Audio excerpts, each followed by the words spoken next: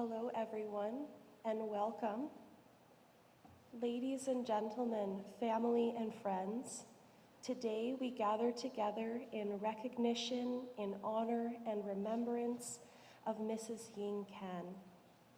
My name is Rebecca, and I will be the funeral director for today's service, so if you need anything at all, please do come and ask. I would like to begin with a kind reminder to please place any cell phones on silent or off for the duration of today's memorial service. I would like to thank each and every one of you for being here today to show your love, honor, and respect for Mrs. Kan. A special thank you to Mrs. Kan's family, who I know put a lot of care and love into the preparations for today's service. As our service is being live streamed for any remote or distant family and friends, I would encourage anyone who is speaking at our podium today to remove your mask just for clarity of speaking, only of course if you're comfortable. To begin our service today, I would like to call forward Mei Ching Chan for a brief eulogy for her mother. Thank you so much.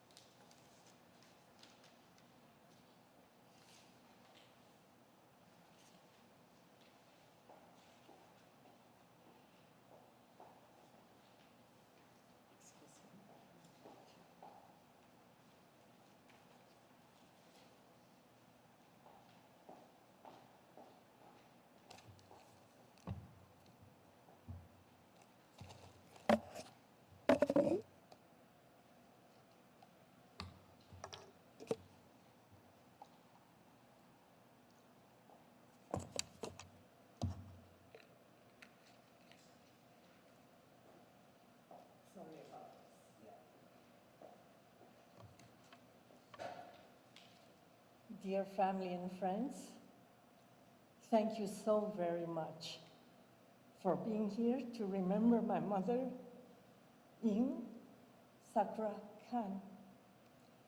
Just about half a year ago, some of us were celebrating her 100th birthday. She was smiling, happy, and content. It all feels just like yesterday.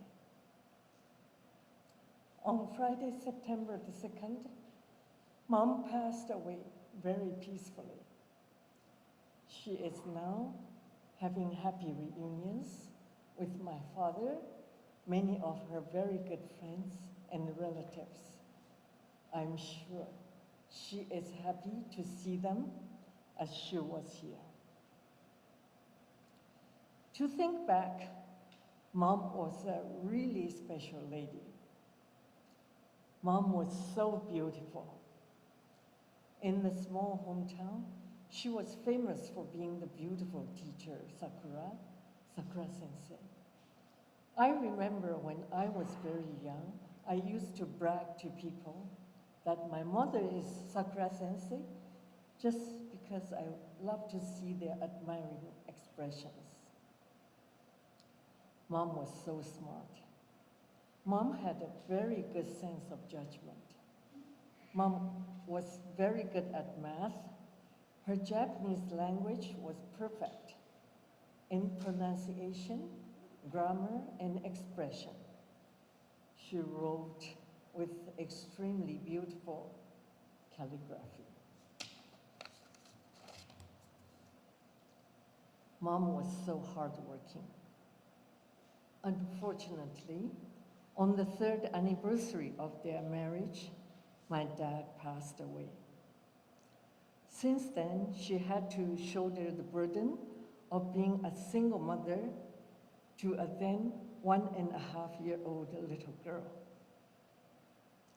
It was right after the war, Taiwan's official language changed from Japanese, in which she was educated in, to Mandarin Chinese, which most Taiwanese people then did not understand and had to learn from the very beginning.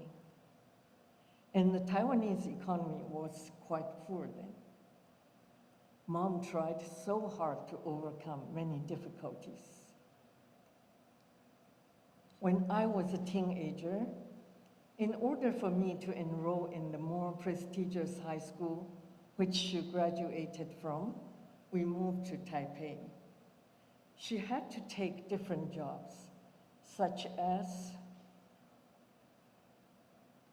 working for Taiwan Women's Association, teaching Japanese language to locally employed staff in Itoju, a major Japanese trading company, working in a travel service, knitting garments for factories, etc., just to make ends meet.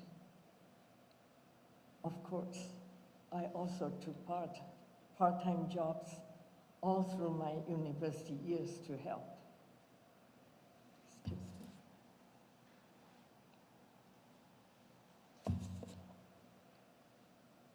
Mom was so kind, friendly, and helpful.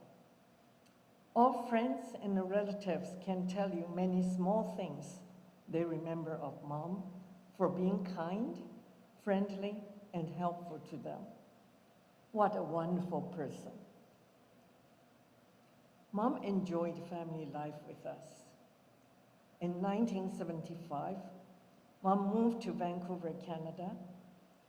Mom helped giving Carol and Connie very loving care. There were lots of laughters and funs at home. In recent years, the 5 great-grandchildren would go to her room to visit, to entertain her with the acrobat and fashion shows, to ask questions, to practice Japanese conversations, to play puzzles with her, etc., whenever the opportunity came. This summer, Carol and the children came back to Vancouver to spend more than 1 month with us. Mom enjoyed the time so much with all 5 great-grandchildren and the granddaughters and the daughter and family. On August 25th, that's 8 days before Mom passed away, Carol and the children went to Mom's room to play, hug, and bid goodbye before they started to drive back home to the East Coast for the children to go back to school. On September 2nd, Carol and the children arrived home in Moncton, New Brunswick. They FaceTime with Azo, which is the Taiwanese way of calling great-grandmother. Azo was very happy that they arrived home safely. In the late afternoon, Connie and the family came to see Azo. Adele had made a craft for Azo. Azo said thank you in Mandarin, 谢谢. That night, Mom passed away peacefully. Mom was very content. In recent months, Mom kept telling me, the only ingredient for long life is having no worries. She also told me so many times, it's so wonderful we are together. Yes, Mom, it's so wonderful we could be with you too.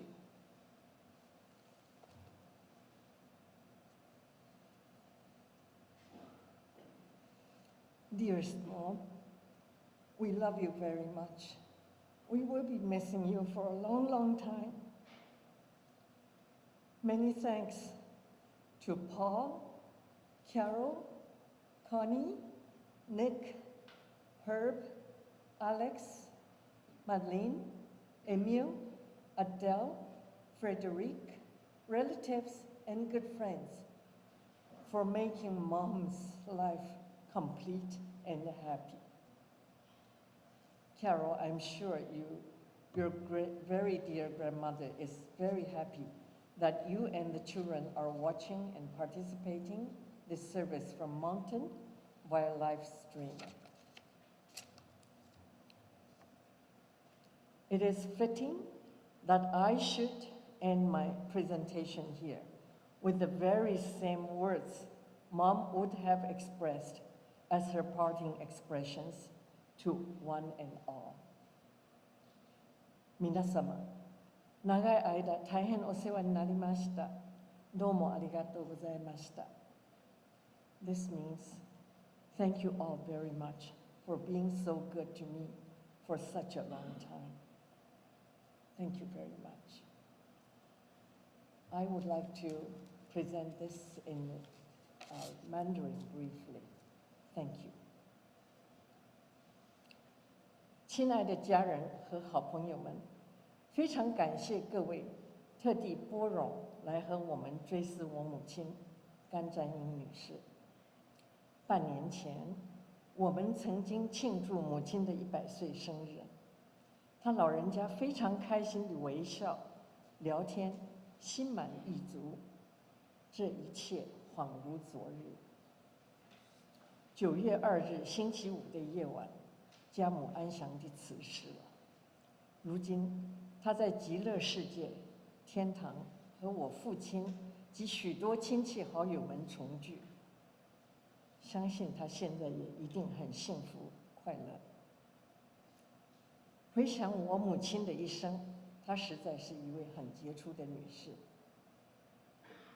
我母亲非常的美丽，在罗东小镇，母亲曾经是有名的美丽的樱花老师 Sakura Sensei。我小时候也知道，总是爱炫耀地说，我妈妈就是 Sakura Sensei， 然后我就看到许多羡慕的眼光。我母亲非常的聪明，数学、日本语文判断力都很强，字也写得非常漂亮。我母亲非常的勤奋，很不幸的，在他们的第3个结婚纪念日当天，我父亲去世了。从此，母亲便当起养育当时只有1岁半女儿的单亲妈妈。2次世界大战之后，台湾的官方语言由日本语转变为中文。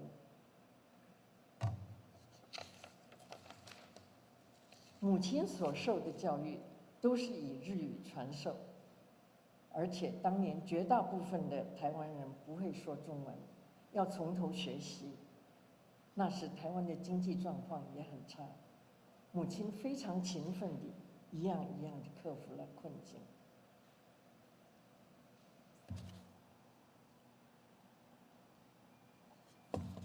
为了让我去北二女，她的前身是母亲的母校第3高女，我们迁住台北。母亲在有限的环境下，经历了许多不同的工作，例如在台湾省妇女会女生宿舍当管理员，在伊城中日本商社当台湾职员的日语老师，在旅行社当职员，也曾经为工厂编织毛衣等等。这一切都是为了我们的生活。当然，我考上大学之后，也不断地做零工，帮忙家计。我母亲待人亲切、体贴、诚恳，所有的亲戚朋友都可以讲述母亲对他们如何的好。我母亲非常享受天伦之乐，看着孙女们 Carol 和 Connie 长大，成家立业，如今又是他们子女们的好妈妈，甚为欣慰。5个曾孙子女们经常耍把戏，让阿祖开心。阿祖是台湾人称呼曾祖母的，我是曾外婆的称呼。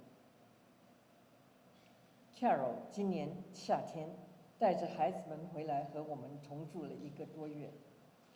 8月25日，也就是我母亲去世的8天前，他们还去阿祖的房间跟他玩、拥抱、道别，因为孩子们就要开学了，所以他们要开车回东岸的家。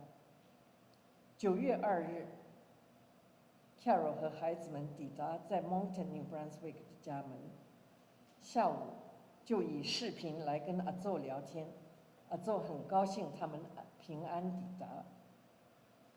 当天傍晚 ，Connie 和家人来看阿宙，因为阿调做了一个小劳作要送给阿宙，阿宙还很高兴地用国语跟他们说谢谢。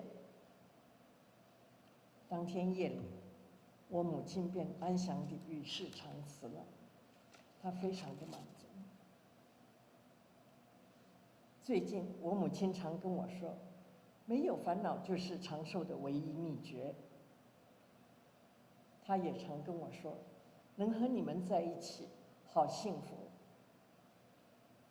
我们能和您在一起也非常幸福。亲爱的妈妈，我们很爱您，也会永远怀念您。安息吧。我非常感谢 Paul、Carol、Connie、Nick、Herb、Alex、Marlene、Emile、Adele、Frederick 和亲戚好友们，跟我们一起，让我母亲的一生更完美幸福。Carol， 阿嬷一定很高兴你和孩子们在 Mountain 用 live stream 参加这个追思会。相信我母亲在天之灵，现在正在说，谢谢各位长久以来对我的照顾和关怀，谢谢 ，Thank you very much。Hi, my name is Connie Chan. I am Ying Kan's granddaughter. I will be sharing some remembrances on behalf of myself and my sister Carol, followed by Susan Wu, who will be sharing some remembrance messages in Mandarin from friends and family abroad. Thank you for joining us today to celebrate the life of my grandmother, Ying Kan. In other speeches, you will hear about Ying's accomplishments as a student, her role as a mother, her impact as an educator. But for my sister Carol and I, the way we met her and came to know her was as our grandmother. Since Ying arrived in Canada in 1975, the year Carol was born, for our whole childhood, Ying, or Ama, as we called her, was our live-in friend, companion, playmate, and teacher. Ama had many interests and talents, and she always made time to share them with us. At our home, there was rarely a time when Ama wouldn't have something interesting for us to do. Throughout our childhood, we spent hours with Ama doing all sorts of things like learning our times tables, folding origami, making art with pressed flowers, crocheting, flower arranging, or cooking. Many of our activities with Ama revolved around bringing a sense of beauty from everyday objects and nature around us into our lives. Ama was truly dedicated to lifelong learning. Her interest in the activities she enjoyed was not merely in passing, but the result of continued studying and learning. She had tons of books, magazine articles, and other materials to learn more about her favorite activities so that she could constantly improve and refine her skills, because her goal was not to just do something, but to do it well. For example, when Herb and I got engaged, she insisted on giving me some cooking lessons, as she was very concerned that I was in a position to cook properly before getting married. Many of the techniques she showed me were on par with what I see on current chef-hosted food TV shows today. She was also open to new adventures, often putting her crafty spin on things, like upcycling empty Kleenex boxes into baskets for her first blackberry picking outing in her late 80s with Carol and Nick. As we got older, Ama would tell us all sorts of things about her past. Sometimes she told us fun and uplifting stories like how she learned to swim in the ocean as a child, how kind her sister and brother were to her through her life, triumphs and challenges that my mom had as she became an accomplished public speaker in her youth. Sometimes she told us harrowing stories, like what it was like to weather and survive daily bombings during World War II, what it was like to care for her husband during his last days, or what it was like when Taiwan suddenly switched from being a Japanese colony to Chinese territory. Ama's ability to withstand some extremely difficult and challenging situations, to survive and ultimately thrive, stands a testament to her incredible resilience and adaptability. As adults, when we have encountered challenging circumstances, both Carol and I have drawn strength and inspiration from Ama's resilience. Even though Ama was a centenarian, and both Carol and I have had the benefit of having a grandmother in our lives for far longer than most, we feel her loss profoundly. We cherish the time we had with our Ama and will honor her memory by following her example and taking up the challenge of lifelong learning. Thank you. We invite Susan Wu to come share some remembrances in Mandarin.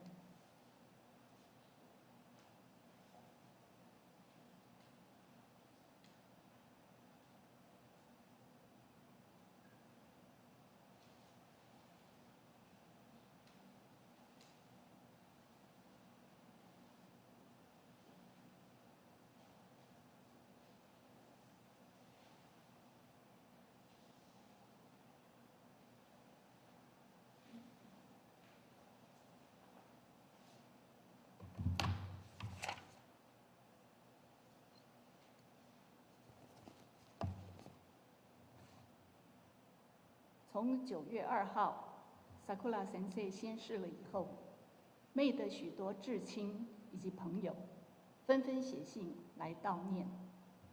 妹从当中选了3封作为代表，她希望我在这里可以为大家朗读出来。第1封是妹的堂弟，他是甘耿光先生，他也是甘家的长孙，谨向美清姐和家人致上哀悼之意。伯母的存在对于甘家而言，实在是具有莫大的意义。大伯父英年早逝，伯母坚守甘家大媳妇之职，孝敬先祖、祖父母，含辛茹苦地抚育美清姐，集身教言教于一身，真的是甘家这些年来的支柱和典范。如今福享高寿，归于先祖，习了世上的劳苦，带给儿孙们无比的怀念。晚辈在此缅怀伯母之种种恩泽，感念在心无比，耿光敬叩。第2封是美清的挚友林珍惠女士她所写的。Dearest May， 从我们天真无邪的童年，到长大成家的青年，再到资深的今天，从罗东到台北，到温哥华，这几十年来，令堂给我的印象始终如一不变。岁月的时光并没有在他的身上留下一丝无情的痕迹。他那亮丽的笑容、甜美的声音、优雅的气质，自有一股高尚的纤细感，令人觉得温婉如南风。谁会知道，她是一位经历不少风浪的单亲妈妈。大家都希望长寿，但没有人想要变老。可惜，人生无法两全，生老病死是天然的准则。值得安慰的是，他在无病无痛的情况下离开人间。他有一个值得令人钦羡的后半生。温哥华的地理环境是许多天价的大城都无法相比的。他得以在4代同堂的温暖家庭，尊严地过着快乐自主的生活，与相依为命的女儿一路互相扶持。他的栽培之恩，您的回报之情，70几年如一日，确实令人钦羡感动。希望令堂在极乐世界的天堂，很快就会与您的父亲重逢。虽然两人分离了将近80年，但是令堂的容貌未变，他可能一眼就会认出他的。Happy reunion. May my dearest condolences. Please take care at this trying time. Kazu。第3封是罗宗轩医生所写的。经闻敬爱的100岁伯母辞世，非常舍不得。一直期望有机会到温哥华拜访老人家，请教养生之道，谈人生的宝贵经验，以作为自己的参考。今后再也没有机会了。伯母在温哥华那么好的环境中努力生活超过100岁，令人羡慕佩服。如今她已圆满过一生，再也无病无痛无牵挂。愿她在极乐世界永享平安、幸福、喜乐。1989年，伯母时年67岁。那时候，我有去日本念医学博士学位的念头，想把日语学好，因而恭请伯母指导。老人家不嫌弃我的努顿，愿意远来 Hudson Street 教我，让我受宠若惊，高兴万分。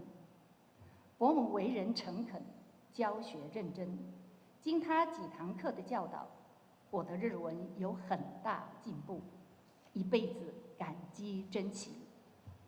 伯母温文婉约，养之弥高，极之也温。在她那一代的台湾女性，大多数没有机会接受教育，文盲很多，而伯母能把书读得这么好，又精通日文，实在让人钦羡。1990年初，我以高分通过英文托福考试，申请到哈佛大学公共卫生硕士班研究，因而中断了与伯母的日文学习，前往波士顿。但一日为师，终身为母，我永远不会忘记伯母尽心尽力的教导。我也想让妹知道，在千里之外遥远的台湾，仍有人深切地怀念伯母，像自己的妈妈一样，舍不得她离我们而去。宗宣进扣，谢谢。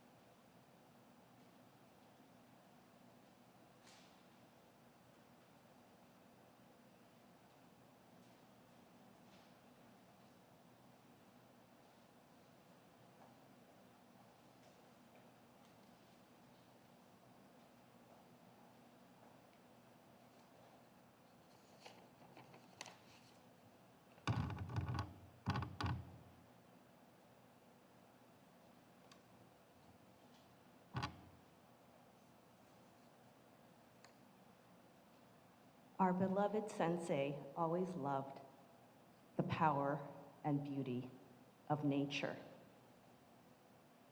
One of her requests for today is to hear the Japanese song, I Am 1,000 Winds, Sen no kaze ni natte, the lyrics of which are printed in the program. The version written by Araeman and performed by Akika Masafumi will be played following my reading. These vivid words were inspired by the poem, Do Not Stand at My Grave and Weep by Mary Elizabeth Fry. Do not stand at my grave and weep. I am not there, I do not sleep. I am 1,000 winds that blow.